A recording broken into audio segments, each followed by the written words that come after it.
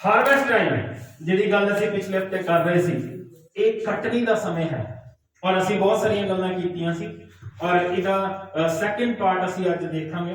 ਅਸੀਂ ਦੇਖਿਆ ਜ਼ਬੂਰ 126 ਉਹਦਾ 5-6 ਵਚਨ ਔਰ ਉੱਥੇ ਪ੍ਰਭੂ ਦਾ ਵਚਨ ਸਾਨੂੰ ਦੱਸਦਾ ਕਿ ਜਿਹੜਾ ਰੋਂਦਾ ਹੋਇਆ ਬੀਜਦਾ ਉਹ ਹੱਸਦਾ ਹੋਇਆ ਵੱਢੇਗਾ। ਔਰ ਪਰਮੇਸ਼ਵਰ ਦੇ ਵਚਨ ਦੇ ਵਿੱਚ ਅਸੀਂ ਦੇਖ ਰਹੇ ਸੀ ਕਿ ਇਹ ਜਿਹੜਾ 2022 ਹੈ ਸਾਡੇ ਲਈ ਬਹੁਤ ਸਾਰੀ ਬਲੇਸਿੰਗਸ ਲੈ ਕੇ ਆਏਗਾ, ਬਹੁਤ ਸਾਰੀਆਂ ਬਰਕਤਾਂ ਨੂੰ ਲੈ ਕੇ ਆਏਗਾ, ਕਿਉਂਕਿ ਇਹ ਕਟਣੀ ਦਾ ਸਮੇਂ ਹੈ। ਉਸ ਤੋਂ ਬਾਅਦ ਅਸੀਂ ਦੇਖਿਆ ਮੱਤੀ 9 ਦੇ ਆਏ 36 ਵਚਨ ਤੋਂ ਲੈ ਕੇ 38 ਵਚਨ ਤੱਕ। ਇਹਦੇ ਉੱਪਰ ਗੌਰ ਕਰਾਂਗੇ ਕਿਉਂਕਿ ਮੈਂ ਦੱਸਿਆ ਸੀ ਇਹਦੇ ਦੋ ਹਿੱਸੇ ਨੇ। ਪਹਿਲਾ ਜਿਹੜਾ ਹਿੱਸਾ ਹੈ 36 ਵਚਨ, ਜਿਹਦੇ ਉੱਪਰ ਅਸੀਂ ਗੌਰ ਕੀਤਾ ਸੀ, ਜਿੱਥੇ ਇਹ ਲਿਖਿਆ ਕਿ ਯीशु मसीह ने देखा, की देखा, पढ़ लांगे। हाँ जी, मत्ती ਉਹਦਾ 9 ਦੇ ਆਏ 36 ਵਚਨ ਜਲਦੀ ਜਲਦੀ ਪੜਾਂਗੇ क्योंकि ਇਹ ਜਿਹੜਾ ਹੈ रिकॉर्ड है, ਆਪਾਂ फिर YouTube ਤੇ ਵੀ ਪਾਣਾ ਹੁੰਦਾ ਹੈ, ਇਸ ਕਰਕੇ जल्दी जल्दी पढ़ दांगे। जब उसने भीड़ को देखा, प्रभु यीशु मसीह का वचन दसदा है, जब यीशु मसीह ने भीड़ को देखा, उसको लोगों पर तरस आया। लोगों के ऊपर उसे तरस आया। क्यों? क्योंकि वे उन भेड़ों के समान जिनका कोई रखवाला न हो। भेड़ों के समान थी जिनका कोई रखवाला न हो। मैं ये बता रहा था कि आज भी ऐसी भेड़ें हैं जिनका कोई रखवाला नहीं है। इस वचन का पहला हिस्सा ये है कि हम लोगों ने हमारी जिम्मेवारी को लेना है कि हर भेड़ का एक रखवाला हो। अगर आपका दोस्त, आपका साथी भटकता फिरता है, आपका साथी जिसको एक ठिकाना नहीं मिल रहा है, ठिकाना नहीं मिल रहा, उसको आप ठिकाना नहीं। मैं पिछले दिनों, कुछ लोगों को पता है, पिछले दिनों एक केस हुआ, भेड़ों के रखवाले की बात कर रहे हैं। पिछले दिनों एक केस हुआ, 5 तारीख शाम को मेरे पास कुछ लोग आए और उन्होंने आके बताया कि किसी की डेथ हो गई। जब उनसे पूछा गया कि वो कौन से चर्च में जाते थे, उनको कुछ नहीं पता था। ओके, बाद में पता चला कि वो कहीं दूर चर्च जाते थे। तो पहला सवाल हमारा ये था, हम नाम नहीं लेते क्योंकि यूट्यूब पे जाना है, नाम किसी का भी हमने क्या लेना। I am not against anybody. आप दूर जाते हो, पास जाते हो, जिसके पास भी जाते हो, आप ये कंफर्म करो कि वो आपकी जिम्मेवारी ले। वो कहने लगे हम उस पास्टर के पास जाते थे। मैंने कहा फिर उसको बुलाओ, वो तो आएगा नहीं क्योंकि 2-3 महीने उनके साथ अपॉइंटमेंट लेने के लिए लग जाते हैं। फिर कहते जी हम इस पास्टर के पास जाते थे। मैंने उनको कॉल किया, वो कहते जी मेरे पास 4 महीने से आया नहीं। एंड में जब डेथ होती है या किसी का जन्मदिन है या किसी की शादी है, यही दिक्कतें आती है, कौन आपकी जिम्मेवारी लेगा? यू नीड टू कंफर्म, कौन आपकी जिम्मेवारी लेगा। ये वो भेड़े हैं जिनका कोई रखवाला नहीं है। भेड़े हैं, हाँ, दे बिलीव ऑन जीसस, ये यीशु में विश्वास करते हैं, लेकिन इनका कोई रखवाला नहीं है, इनकी कोई जिम्मेवारी लेने वाला नहीं है। हम भी वो बने जिनकी कोई जिम्मेवारी ले सके, और वो लोग जो आपके साथी हैं, आपके दोस्त हैं, उन तक आप परमेश्वर का सच्चा वचन पहुंचाओ ताकि वो सही शिक्षा में, सही रीति से किसी एक चर्च को ज्वाइन कर ले। एक चर्च जो आपकी जिम्मेवारी ले सके, जो आपको कल को भटकने ना दे। उनको बाद में बिलीव करना, उनको बाद में जमीन नहीं मिल रही थी पटियाला में। उन्होंने ये प्लान कर लिया कि हम चंडीगढ़ जाएंगे और वहां जाकर उनको दफनाएंगे। मे बी नेक्स्ट संडे वो भाई आएंगे, उनके जो बच्चे हैं। और हाँ प्रवीण, परसों मंगलवार को उनकी मेमोरियल है, उसके लिए तैयार रहना, ठीक है। तो मैं आपको क्या बताना चाहता हूं, मेरी बात समझने की कोशिश करना। अभी कल ही रोहित की जो लड़की है आफिया, इसकी एडमिशन हुई है। मेरी बात को समझना, कल को आपकी भी जिनकी शादी नहीं हुई, उनकी शादी होगी, उनके बच्चे होंगे, उनके जिम्मेवारी मैं तब लूंगा जब आप मेरे बिलीवर हैं। लेकिन अगर आप मेरे विश्वासी नहीं है, अच्छा हाँ ये बात तो होगी, चलो ये एडमिशन होगी। एक और इंसिडेंट हुआ, 2 हो गए। उसी दिन किसी ने परसों फॉर्म सबमिट किए स्कूल में, और फॉर्म में उन्होंने लिखवा दिया वी आर क्रिश्चियन, लेकिन वहां पे जब गए तो स्कूल वाले कहते हैं बैप्टिज्म सर्टिफिकेट कहां है। स्कूल वाले कहते हैं बच्चे का डेडिकेशन सर्टिफिकेट कहां है। तो वो भाई साहब कहते हैं जी हम कल मॉर्निंग दे देंगे। उसके बाद मेरे पास आ गए। देन आई आस्क्ड हिम, जाते कहां हो भैया? वहां जाते हैं जी। फिर मैंने कहा उनसे बनवाओ, मेरे पास क्यों आए हो? फिर भी चलो मैंने कह दिया कि हम बना देंगे, लेकिन वो बंदा आया ही नहीं, वापस ही नहीं आया। मेरी बात समझना, आपने बपतिस्मा लिया, कहीं से भी लिया, आपके पास सर्टिफिकेट होना चाहिए। नहीं है आपके पास, हमें करना पड़ता है। ये जिम्मेवारियां कब होंगी? जब आपका एक पिता होगा, आपका एक मेंटोर होगा, आपका एक रखवाला होगा। इधर उधर भटकने से अच्छा है किसी एक चर्च को ज्वाइन करो जो आपकी पूरी जिम्मेवारी ले सके। ओके, ये पहला पार्ट है इस वचन का। आज भी ऐसे लोग हैं, ऐसी भेड़ें हैं जिनका कोई रखवाला नहीं है। वो कभी यहां भटकती हैं, कभी वहां भटकती हैं। जैसे वो भाई बता रहे थे, कभी हम जी मेथोडिस्ट चर्च चले जाते हैं, कभी हम चंडीगढ़ चले जाते हैं, कभी हम कहीं और गांव में चले जाते हैं। कभी कभी जो होता है वो किसी का नहीं होता। ओके, हर बंदे ने, जिन उनमें से दो के साथ मेरी बात हुई, कहते पास्टर जी हमारे पास से हमारे बिलीवर नहीं है, हमारे रिकॉर्ड में नहीं है। मैंने कहा भैया कोई हल तो निकालो, कोई हल नहीं है, कुछ नहीं कर सकते। फिर लास्टली प्रभु की कृपा से उनका फ्यूनरल जो था, उनका जनाजा मैंने पढ़ा। कैसे हुआ वो एक सेपरेट थिंग है। मैं आपको क्या बताना चाहता हूं, एक जगह फिट हो जाओ। 2022 में, ध्यान से समझना, 2022 में जिनका रखवाला नहीं है उन्हें आपने रखवाला देना है। आप रखवाला देंगे, आप उनको एक सही चर्च, सही पास्टर के पास छोड़ो। बिलीव करो, तो अपने चर्च में लेके आओ यार, उनको रखवाला सिखाओ, क्योंकि आपकी मिनिस्ट्री है, आपको प्रभु ने चुना है। आप इसलिए नहीं हो कि आप बच गए और दूसरे को बचाने की जरूरत नहीं है। वो बच के भी ना बचे हुए जैसे हैं, वो बच गए हैं लेकिन फिर भी ना बचे जैसे हैं, क्योंकि उनका कोई भी रखवाला नहीं है। वो अनाथ है जिनका कोई पिता नहीं है। हमें चाहिए कि हम सही एक जगह फिट हो जाए। और बाइबल आगे क्या कहती है, इसके सेकंड पार्ट की ओर गौर करते हैं और उस पर ध्यान देंगे। 37 और 38 वचन सेकंड पार्ट है इसका। पहला पार्ट हमने देखा, भेड़ जिसका कोई रखवाला नहीं है। सेकंड पार्ट, लोग यीशु के पास आना चाहते हैं, और उसका 37 और 38 वचन। तब उसने अपने चेलों से कहा, पक्के खेत तो बहुत हैं, प्रभु यीशु मसीह ने आगे क्या कहा, पक्के खेत बहुत हैं पर मजदूर थोड़े हैं। इसीलिए खेत के स्वामी से विनती करो कि वह अपने खेत काटने के लिए मजदूर भेज दे। वो अपने खेत काटने के लिए मजदूर भेज दें। वो अपने खेत काटने के लिए मजदूर भेज दें। मेरे प्रियो, लोगों को वचन आपने सुनाना है, लोगों को आप वचन सुनाएंगे। भेड़ तैयार हैं, लोग यीशु मसीह के पास आना चाहते हैं, लोग यीशु मसीह के पास आना चाहते हैं, लेकिन वो तब तक नहीं आएंगे जब तक आप उन्हें वचन नहीं सुनाएंगे, जब तक आप उनसे अपने टेस्टिमनी शेयर नहीं करेंगे। हम अपनी जिंदगी में गौर करके देखें। मैं नहीं जानता कितने साल से बिलीवर हैं आप लोग, लेकिन मुझे ये पता है मानो की शादी 14 जुलाई को हुई थी, मेरी शादी 15 जुलाई को हुई थी। उस हिसाब से हम लोग, उस बात को 13 साल हो गए। ठीक है बाबू जी, 13 साल हो गए, 12 साल हो गए, ठीक है, ज्यादा हो गए। अब मेरी बात समझना, उससे पहले आप कितने साल से विश्वासी हो ये आपको पता है, लेकिन अब इस पूरे पीरियड में ये सोच के देखो कि हमने वचन कितनों को सुनाया और उनमें से कितनी रूहें यीशु मसीह के पास आई हैं। इफ नॉट, अगर नहीं किया है तो हम कर रहे हैं। एक भी रूह अगर यीशु मसीह के पास नहीं आई है तो लैक, कमजोरी हमारी है। यीशु मसीह को देखो, यीशु मसीह वाज क्रेजी। वो यीशु मसीह सुबह निकलते थे, शाम तक वचन सुनाते रहते थे, कभी इस गांव में कभी उस गांव में। क्यों? टू सेव द पीपल, ताकि लोगों को बचा सके, गुनाहों के रास्ते से उन्हें वापस ला सके।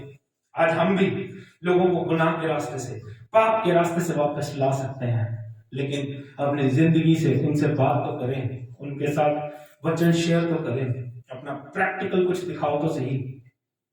प्रभु का वचन हमें यही सिखाता है। मेरा यीशु मसीह क्या कह रहे हैं? मेरे यीशु मसीह कह रहे हैं खेत पक्के हैं। ट्रू, खेत पक्के हैं, सच है।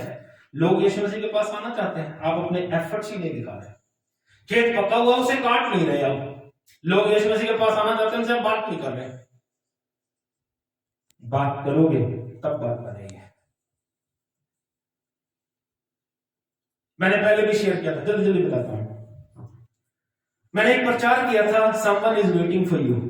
कोई है जो आपका इंतजार कर रहा है, कोई है जो आपका इंतजार कर रहा है। उसमें मैंने एक छोटी सी स्टोरी बांटी थी, वो जल्दी से बांट दूंगा क्योंकि वो बहुत प्यारी स्टोरी है। एक पास्टर जी थे, आउटरीच कर रहे थे, डोर टू डोर आउटरीच कर रहे थे, वचन सुनाने की। दरवाजा खड़काया और वचन सुनाते थे। एक बार उन्होंने एक दरवाजा खड़काया और उस दरवाजे में से अंदर से आवाज आई, ए, कौन है? क्या है? दरवाजा खोल के उसने उसको डांट के भगा दिया। 2 महीने बाद प्रभु की आत्मा ने उस पास्टर को फिर से कहा, गो टू दैट विलेज, उसी गांव में फिर से जाओ। और प्रभु का दास वहां पे गया और उसने सामने वही दरवाजा देखा जहां पे 2 महीने पहले डांट पड़ी थी, गाली पड़ी थी। और प्रभु के दास से कहा, नॉक दैट डोर, इस दरवाजे को खटखटा। एंड वो दूर खड़ा कह रहा है, no no no no no God, पिछले 2 महीने पहले इधर गाली पड़ी थी मेरे को, मैंने जब तुम मरता मार दे, लेकिन God said knock the door. He said no, I will not go, मैं नहीं जाऊंगा, क्योंकि ये बंदे ने मेरे को डांटा था, मरदा मर जाए। God said, God compel again and again, again and again, again and again, lastly he knocked the door.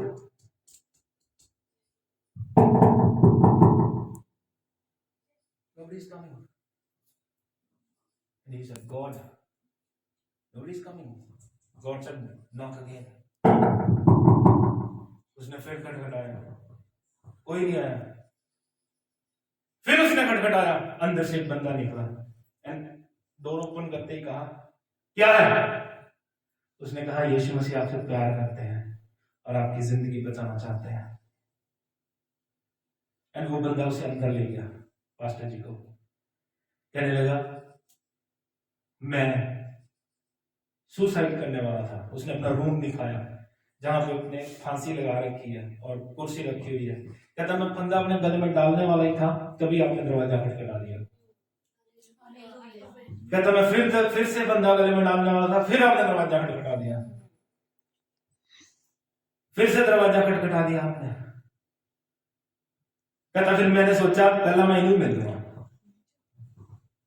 जब मैंने मिला तो प्रभु ने आपके जरिए बताया, आपको कोई जीवन देना चाहता है। आपका कोई ना कोई दोस्त में भी आज सुसाइड कर रहा हो, मे बी वो सोच रहा हो कि कल सुबह मैं सुसाइड कर लूंगा। सब नहीं है।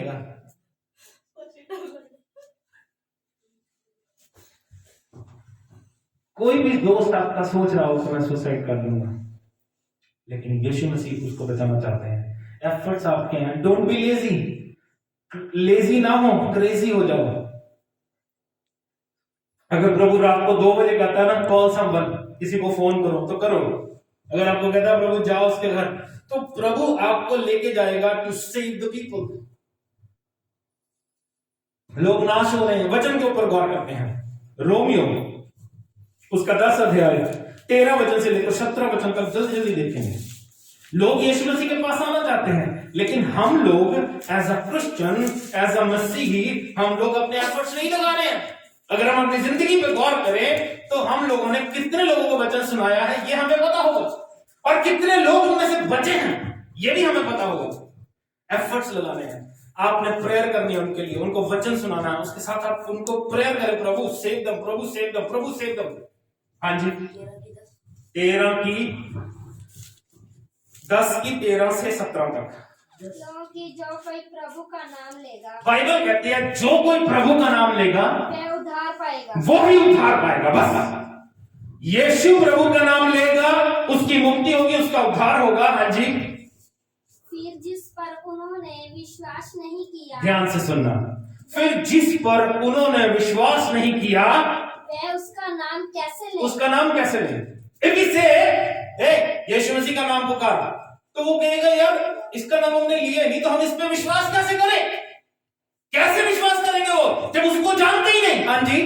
और जिसके विषय सुना नहीं, जिसके बारे में सुना ही नहीं, उस पर कैसे विश्वास? उस पर विश्वास कैसे करें? हाँ जी। और प्रचारक बिना कैसे सुने? और प्रचारक बिना कैसे सुने? प्रचारक कौन है? आप लोग। अगर आप जाओगे नहीं तो वो सुनेंगे कैसे? जिम्मेवारी किसकी है? आप लोगों की। प्रचारक बिना कैसे सुने? हाँ जी। और यदि भेजे न जाए, और यदि भेजे ना जाए तो कैसे प्रचार करें? और प्रचार कैसे करेंगे? हम तो भेज रहे हैं, आपको कहते हैं बेटा वचन सुनाओ, अपने रिश्तेदारों को, अपने कुलीग्स को, जिनके साथ आप काम करते हैं उनको वचन सुनाओ। अगर कोई ऐसा है जिसका कोई रखवाला नहीं, उसको चर्च में लेके आओ। हम तो कह रहे हैं, बट एफर्ट्स आपके लायक हैं। आपके अंदर कमी है, आप उस काम को कर नहीं पा रहे हो। हाँ जी, जैसा लिखा है, उनके पाँव क्या ही सुहावने हैं, जो अच्छी बातें का समाचार सुनाते हैं। उनके पांव क्या ही सुहाने हैं जो सुसमाचार लेके जाते हैं। अगर आप किसी के घर वचन लेके जा रहे हो तो यू आर ब्लेस्ड पीपल। आपके पैर धन्य हैं, आपके पांव आशीषित हैं। क्यों? क्योंकि आप वचन सुनाने के लिए जा रहे हो। Be serious with God, be serious with God. इसलिए लिखा है, ध्यान से समझिए, लोगों को वचन सुनाना आपका काम है। इसलिए लिखा है खेत पक्के हैं, मजदूर थोड़े हैं, या यूं कहें मजदूर है ही नहीं। मजदूर है ही नहीं। क्यों? आज पास्टर हैं, बिशप हैं, प्रॉफिट्स हैं, अपोस्टल्स हैं, बट देयर इज नो मजदूर, नो लेबरर। मजदूर कौन होता है? जो सुबह 5 बजे से सुबह 9 बजे से शाम को 5 बजे तक मजदूरी करता है। अगर आपके घर मजदूर लगेगा तो आप उसको देखते रहेंगे, ओए वेला ना बैठ।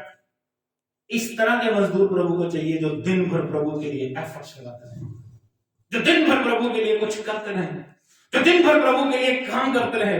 प्रार्थना कर रहे हैं, प्रार्थना करें, बाइबल पढ़ रहे हैं, बाइबल पढ़ें। अगर किसी को वचन सुनाना है उसके लिए एफर्ट्स करें, प्रेयर करके जाएं, God I am going to that person. प्रभु मैं उस व्यक्ति के पास जा रहा हूं, प्रभु दया कर, ताकि वो व्यक्ति मेरे वचनों को ध्यान से सुने और बच जाए। You need to efforts. प्रभु की कृपा से आपको ये कार्य करना पड़ेगा। लेकिन जब आप नहीं करते,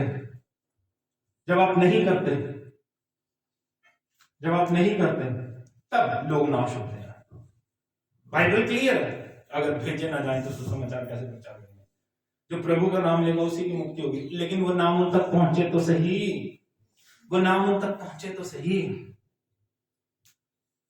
आज लोग क्रेजी हैं।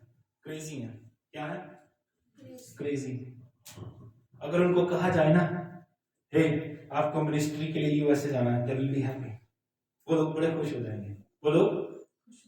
हो जाएंगे, यूएसए मिनिस्ट्री के लिए जाना है, आई गो। लेकिन अगर उनको कहा जाए ना, you have to go Uganda, they will be sad. Uganda South Africa की जगह है, गांव छोटे जहां पे ब्लैक लोग रहते हैं। युगांडा जाना है, oh they will be sad. और वी सेड कि यार चलो पाकिस्तान चले प्रचार करें, no we are not going. लेकिन यूएसए जाना, कनाडा जाना, ओह वी विल गो, जाएंगे, एंजॉय करेंगे। Ministry is not enjoying place. जब आप मिनिस्ट्री करते हो तो आप एक युद्ध के क्षेत्र में हो, जहां पे आपको मेहनत करनी पड़ेगी, एफर्ट्स लगाने पड़ेंगे। मैंने कहा मजदूर नहीं है, मजदूर बहुत थोड़े हैं, या यूं कहें कि है ही नहीं, सब हैं, अपोस्टल्स हैं। सो चर्च, आपको मजदूर बनना है। आपको अपने साथ वाले से बोल दो, मजदूर बन जाओ, तभी मजदूरी मिलेगी। अब ध्यान से समझना, आप लोग काम करते हो, आप लोग जॉब करते हो, हमेशा याद रखना, job is not full time. पूरे समय आपका काम नहीं है। अब मेरी बात ध्यान से समझना, इस बात को लेके जाना। यू आर क्रिएटेड, आप लोग बनाए गए हो प्रभु की महिमा के लिए। आपके साथ प्रभु का काम फुल टाइम है। आप प्रभु का काम फुल टाइम करोगे बाबूजी, लेकिन जॉब पार्ट टाइम है। थिंकिंग आपकी जॉब क्या है? चाहे आप जॉब 9 बजे से 5 बजे तक करते हो, लेकिन उसके बावजूद वो पार्ट टाइम है, क्योंकि फुल टाइम हम सिर्फ प्रभु का काम करेंगे। रात को 12 बजे अगर आपको जॉब से फोन आए, आप जाओगे नहीं, लेकिन मिनिस्ट्री फुल टाइम है, तो अगर आपको रात को 12 बजे भी कॉल आएगा तो आपको जाना पड़ेगा। इसलिए मैं कहता हूं job is a part time, लेकिन प्रभु का काम फुल टाइम होता है। ओके, आपको मजदूर बनना है, प्रभु का काम करो। लोगों को वचन बताना आपका काम है, प्रभु का काम करना आपका काम है। आप उनको वचन सुनाओ, आप उनको टेस्टमनी बताओ, आप उनकी जिंदगी में काम करो, और किसी तरह उन्हें चर्च लेके आओ, ताकि लोग और बढ़े। मैं हमेशा याद रखना, मैं हमेशा बोलता हूँ, भेड़े भेड़ों को पैदा करती हैं, पास्टर भेड़ों को पैदा नहीं करता। भेड़े भेड़ों को पैदा करती हैं। हम जितने एफर्ट्स लगाने हैं हम लगाते हैं, लेकिन आप लोग अपने रिश्तेदारों को, अपने कुलीग्स को, अपने दोस्तों को आप वचन सुनाओगे। इस बात में सीरियस हो, क्योंकि बाइबल ये कहती है जितने लोग लोगों को धर्मी बनाएंगे वो सितारों की नहीं चमकेंगे। आप लोगों ने कितनों को धर्मी बनाया, आप लोग कितनों को यीशु मसीह के पास लेकर आए, आप लोग कितनों को यीशु मसीह के वचन सुना रहे। अभी पिछले दिनों एक वीडियो वायरल हुआ, छोटी सी बच्ची कितने शेर से, कितने जोर शोर से बोल रही है, मुझे लगता है 10-12 साल की होगी। कुछ लोग उनको तंग करने के लिए आ गए, चर्च बंद करवा रहे थे, एंड वो छोटी सी बच्ची सबके साथ लड़ रही है। हम तो यीशु मसीह को मानेंगे, हम तो ऐसे ही मानेंगे, हम आपके घर तो नहीं गए, आप हमारे घर आए हो। मतलब इतने गर्ज, इतना हौसला कहां से आया? With the spirit of God. बड़े आदमी नहीं बोल रहे, छोटी सी बच्ची बोल रही है, उनके साथ पूरी बात कर रही है। ये सच क्यों है? ये क्योंकि हम लोग सच्चाई के पीछे चलते हैं, झूठ के पीछे नहीं चल रहे। हम लोगों का जो बैकग्राउंड है वो यहूदा का राजा है, यहूदा का सींग है, शेर बब्बर। डोंट बी अफ्रेड, डरने की जरूरत नहीं है। हम कौन सा कुछ गलत कर रहे हैं? अगर मुझे क्लेम करना है कि मैं यीशु मसीह को मानता हूं, तो मैं क्यों डरूं? मैं सच बोल रहा हूं, झूठ थोड़ी बोल रहा हूं, और मैं कोई पाप थोड़ी कर रहा हूं, चोरी थोड़ी कर रहा हूं, ठगी थोड़ी मार रहा हूं। लोग वहां पे बड़ा एंजॉय करते हैं जहां पे शराब पी जाती है, वहां पे बड़ा एंजॉय करते हैं जहां पे जुआ खेला जाता है, वहां पे बड़ा एंजॉय करते हैं जहां पे गंदगी हो रही है। लेकिन जहां पे प्रभु का काम हो रहा है वहां पे लोगों को दिक्कत हो जाती है, लोगों को प्रॉब्लम हो जाती है। ये बंद होना चाहिए। क्यों भाई? क्योंकि यहाँ पे लोगों की जिंदगियां बच जाएंगी। शराबी शराब छोड़ देंगे, बुरे काम व्यभिचार छोड़ के यीशु मसीह के पीछे हो जाएगा, पाप छूट जाएगा, पाप खत्म, तो फिर उनका बिजनेस खत्म हो जाएगा। अगर नशा बिकेगा नहीं तो वो करेंगे क्या? रोटी कैसे खाएंगे? इसलिए जिम्मेवारी लें अपने लोगों के लिए, अपने परिवार के लिए। हर एक व्यक्ति अपने परिवार के लिए, या जिसको आप बचाना चाहते हो, हर रोज उनके लिए आधा घंटा निकालो, आधा घंटा निकाल के प्रेयर करो, प्रभु बचाएं लोगों को, रो कि प्रभु इनको बचा के अपने कदमों में ले। ये एफर्ट जब तक आप नहीं लगाओगे तब तक वो लोग बचेंगे नहीं, और आपकी जिंदगी भी सेव नहीं होगी, ब्लेस नहीं होगी। कटनी का समय है, क्या बात कर रहे हैं हम? कटनी का समय है, खेत पक्के हैं, मजदूर थोड़े हैं। मजदूर बनो ताकि चीजों को, ताकि खेती को, ताकि लोगों की कटनी काट के प्रभु के घर में इकट्ठा कर सके। हर एक व्यक्ति यीशु मसीह के पास आना चाहता है, हर एक व्यक्ति को यीशु मसीह की जरूरत है, लेकिन वो अपनी जिंदगी बचा नहीं पा रहा क्योंकि आप एफर्ट नहीं लगा रहे। मैं आपको, हमारे चर्च में एक एग्जांपल है, वंदना को किसी ने वचन नहीं सुनाया, ये अपने आप यीशु मसीह के पास आ गई। काम तब भी हो जाएगा जब आप नहीं करोगे, लेकिन जब आप करोगे तो जल्दी हो जाएगा।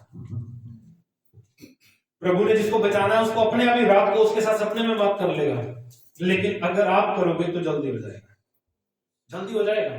इसलिए जिम्मेवारी को लो और कटनी को काटो ताकि प्रभु आपको ब्लेस करते जाएंगे। 2022 is the year of blessing. 2022 हमारे लिए आशीष का साल होगा, लेकिन उसके लिए एफर्ट्स आप लगाएं, प्रार्थना आप करें, विनती आप करें, ताकि उन लोगों के लिए जिनके लिए, जो लोग नाश हो रहे हैं, उनकी जिंदगियों को आप बचा सकें। प्रभु आपको आशीष दे। God bless you all.